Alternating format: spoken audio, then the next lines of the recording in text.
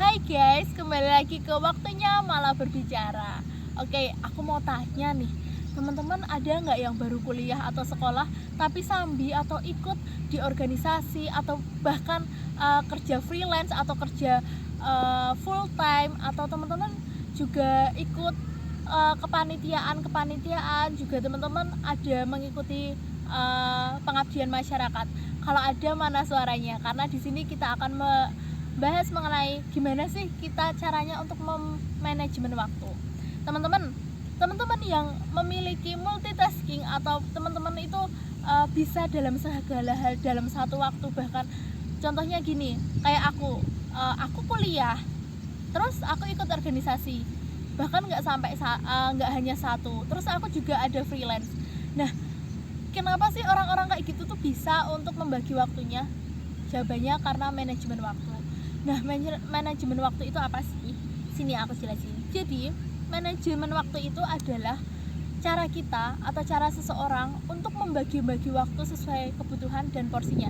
Sesuai kebutuhan ya. Kebutuhan itu berarti kebutuhan A dengan kebutuhan B itu bisa saja berbeda. Contohnya, di sekolah itu berapa persen, di luar sekolah itu berapa persen, itu yang namanya sesuai kebutuhan. Jadi nggak rata ya. Jadi di mana kita itu bisa untuk membagi waktu kita bisa mengatur semua kegiatan kita bisa mengatur waktu kita. Nah, itu namanya manajemen waktu. Kenapa sih itu penting? Apalagi buat anak kuliahan ini penting banget loh. Jadi ketika kita bisa manajemen waktu, kita bisa nih ikut semua hal yang ada di lingkungan kita bisa ikut lebih dari satu kegiatan yang bisa mengupgrade diri kita. Contohnya, aku ikut kuliah, aku sedang dalam masa perkuliahan, baru juga semester 2, tapi aku juga ikut organisasi nggak cuma satu tapi 6. Aku juga ikut freelance, dimana di situ aku sering ikut IO kemah yang itu tuh walaupun nggak tiap hari tapi cukup untuk menguras waktuku. Kenapa itu bisa terjadi? Bahkan kok bisa sih dengan nilai yang dengan kegiatan yang seperti itu nilainya masih di atas rata-rata? Karena aku menerapkan manajemen waktu, di mana aku membagi diri aku ketika aku ini ada waktu luang, aku isi dengan hal-hal yang baru. Aku memanajemen waktuku dengan 3 tingkatan. Yang pertama, aku memanajemen waktu dengan yang pertama, sekolah.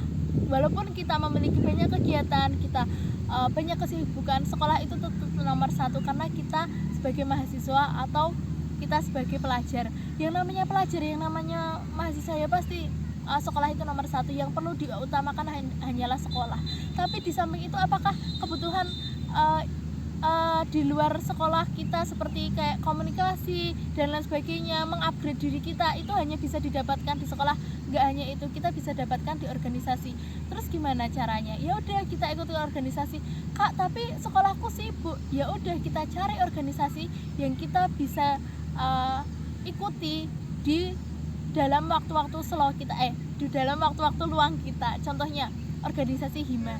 Nah, di situ tuh memang kelihatannya sibuk, ini itu kegiatannya banyak, prokernya banyak, tapi di samping itu kita tuh bisa mengupgrade diri kita di situ, dan itu bisa dilaksanakan ketika kita selesai kuliah gitu. Jadi menurut aku, sekolah itu bukan hambatan untuk kita mengupgrade diri kita. Kita tuh bisa mengupgrade diri kita bisa mencari pengalaman sebanyak-banyaknya, sebesar-besarnya, seluas-luasnya di luar sekolah dengan mengupgrade diri. Yang pertama, kalau ada tugas ya udah dikerjain dulu aja gitu loh. Setelah selesai, kita baru lanjut ke tugas selanjutnya, yaitu apa? Organisasi. Kalau kita ikut organisasi, kita bisa membagi waktu di mana sih yang kita paling dibutuhkan, di mana sih yang bisa kita tinggal dulu lalu kita kerjakan yang kedua. Nah, itu yang namanya manajemen waktu, kita membagi-bagi diri kita. Nah, tapi di samping itu aku juga ikut loh IO freelance kayak gitu. Jadi aku ikut kemah-kemah, ikut membantu kemah-kemah sekolah di Bantul gitu. Nah, itu tuh salah satu pencapaian aku. Karena apa? Aku bisa dalam usia segini aku bisa mencari pengalaman sebanyak-banyaknya. Nah, dari teman-teman juga harus nih membuka mata bahwa pengalaman itu nggak hanya di sekolah atau di perkuliahan, di dunia luar itu ada loh pengalaman-pengalaman yang lebih yang berharga dan bisa kita kejar dan bisa mengupgrade diri kita. Nah, salah satunya dengan itu tadi. Terus gimana sih caranya kita untuk membagi waktu atau memanajemen waktu. Contohnya yang udah aku jelasin tadi, dan yang selanjutnya adalah kita tahu diri kita dulu, kita tahu kemampuan kita tahu seberapa porsi kita. Kalau kita merasa porsinya 50, ya udah kita 50 aja. Kalau kita tahu porsi kita bisa melebihi itu, kita kejar di pengalaman-pengalaman selain itu. Kita tahu dulu kita itu gimana gitu. Lalu selanjutnya kita bisa membuat to-do list. Kita range dulu apa sih yang paling penting yang harus kita kerjakan. Aku selalu menerapkan itu di bukuku. Jadi aku tulis di handphone dan bukuku, oh hari ini kegiatannya ini sampai ini jam berapa, ini sampai ini jam berapa. Nah itu aku tulis biar aku tahu bahwa oh iya aku ini ada kegiatan ini gitu. Lalu yang kedua, mengerjakan sesuatu sesuai prioritas. Tugas yang penting-penting banget dan mendesak dikerjakan dulu. Lalu yang kedua, tugas yang penting dan tidak terlalu mendesak, itu yang kedua. Contohnya kayak organisasi itu di posisi kedua. Lalu tugas tidak penting tapi mendesak. Nah ini kalau contohnya di organisasi, jadi kayak contohnya tugas seperti ini bisa kita bisa dihandle ke teman, ya udah dihandle dulu ke teman, nanti kita lanjutkan. Lalu yang tugas tidak penting dan tidak mendesak, nah ini tugas yang tidak penting dan tidak mendesak itu seperti kayak kita diajak main nih, tapi kita banyak kegiatan, ya udah skip dulu mainnya gitu, kita selesaikan dulu tanggung jawab kita gitu. Terus tetapkan batas waktu setiap waktu. Kita punya batasan loh jadi manusia, nggak semua bisa jor-joran kita lakukan. Kita tahu batasan di mana dan sampai mana kita berhenti. Jadi itu yang harus diterapkan. Kita tahu batasan kita akan bisa memanajemen waktu. Biar ya tubuh kita itu butuh istirahat. Nah ini tips selanjutnya, yaitu menerapkan jam istirahat yang baik. Dimana kita perlu loh istirahat, makanya kita perlu untuk menerapkan waktu istirahat. Ketika malam sudah tiba, semua ditinggalkan yang bisa ditinggalkan. Kayak contohnya proker-proker yang harus kita siapkan dan lain sebagainya itu bisa di siang hari. Di malam hari itu waktunya kita istirahat gitu loh. Terus hindari multitasking. Kenapa sih multitasking itu dihindari? Padahal kan itu bisa menyelesaikan menyelesaikan tugas dengan cepat. Tapi multitasking itu membuat kita itu menjadi pecah pikiran. Ketika kita pecah pikiran, kita akan tidak maksimal untuk melaksanakan sesuatu.